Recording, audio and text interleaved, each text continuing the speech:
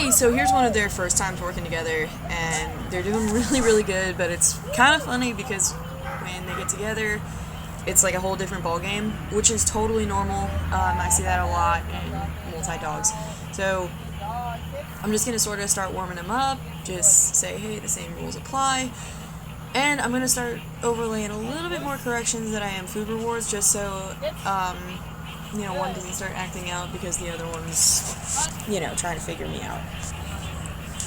Anyway, so here we are in the down. You'll see they'll both start popping up. Riley goes right back down. And Duke needs a little bit more persuasion. And he was like, dang it, I guess I'll do it. And we wait. And they're freed up. So here's another thing, right? So they're both focusing, they're both trying really hard, so I stop and reward really big, and you'll see too when they're both together, we start jumping up again a little bit, but look at that, stopped instantly, and we can go back to having fun. So alone, neither of them will jump up anymore, so I'll just keep working them together, just to get that kind of worked out. But anyway, hard to keep both of their attention, but we're working on that too. And not getting tangled in the leashes. So here's their down.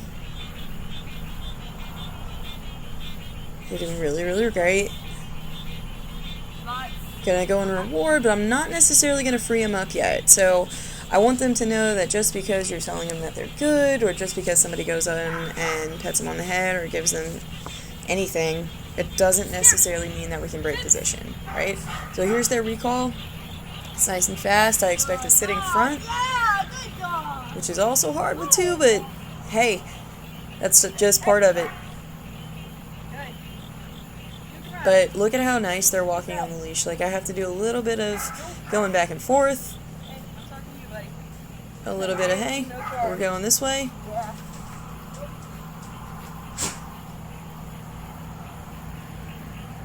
But we start getting them together and they start getting warmed up, and it's like a totally different ball game.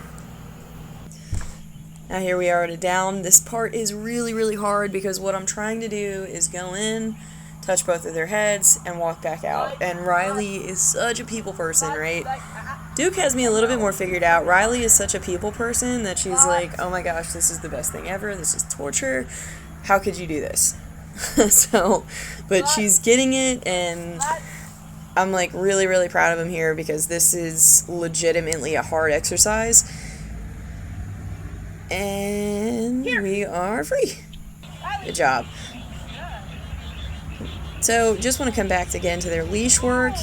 As you can see with them being warmed up, it ends up being like a totally different ball game. Now that we know that, hey, the rules apply when both of us are out, like, it does look a lot better. I'll get my footwork better. Like, you can see that they're both really trying to give me focus and attention, and I'm tripping over myself because I can't walk in a straight line. But, they're doing really, really well. I'm proud of both of them, and, it's just getting better day by day.